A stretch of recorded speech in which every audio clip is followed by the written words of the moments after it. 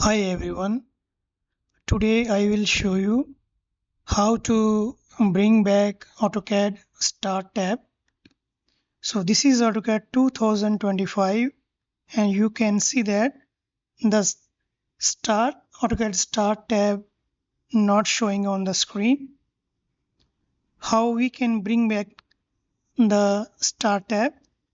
For that we have to type here command File, Tab and enter.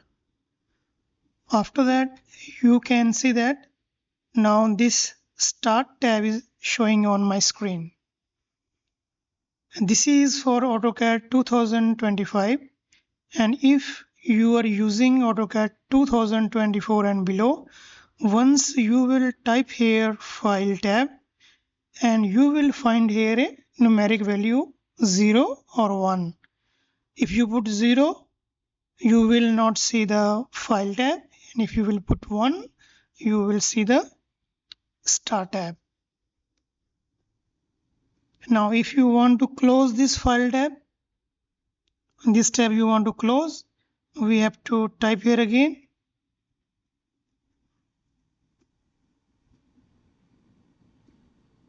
File tab close. So the File tab will be disappear from the screen.